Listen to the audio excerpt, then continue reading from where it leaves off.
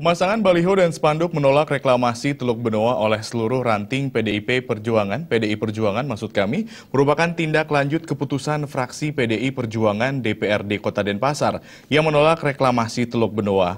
Hal tersebut dikatakan Ketua DPRD Kota Denpasar yang juga Ketua DPC PDI Perjuangan Kota Denpasar, I Gusti Ngurah Gede. Sikap ranting tersebut sebagai bentuk penjabaran dari sikap fraksi PDI Perjuangan yang disampaikan saat sidang paripurna DPRD Kota Denpasar beberapa waktu lalu.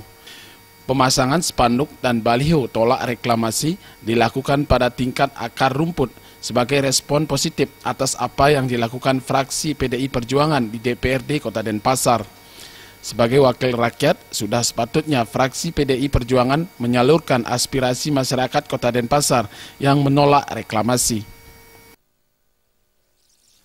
Gerakan daripada masing-masing ranting sekota Denpasar yang sebanyak 43 ranting yang kita miliki itu menyatakan sikap tentang penolakan daripada reklamasi.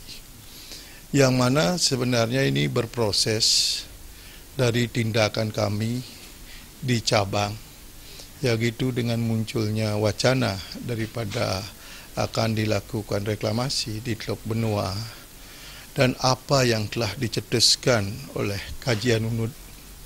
Jadi kami bersikap di Kota Denpasar dalam hal ini karena melihat dari sisi dampak terjadinya reklamasi sudah jelas berdampaknya sepenuhnya terhadap Kota Denpasar. Tadi Pak Ketua Cabang kami menyampaikan, kami jauh-jauh hari sudah, 2014 sudah kami suarakan itu.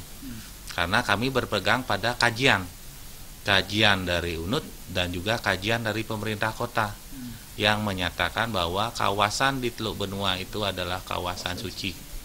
Kemudian juga Teluk Benoa itu adalah pertemuan dari muara-muara sungai yang selama ini kita sucikan.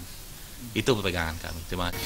Ketua fraksi PDI Perjuangan DPRD Kota Denpasar, Kade Agus Aryo Wibowo mengatakan pemasangan baliho dan spanduk penolakan bukan aksi latah, namun merupakan sikap murni ranting berdasarkan keputusan fraksi PDI Perjuangan DPRD Kota Denpasar. Suparyana dan Gus Ngurah, Bali TV.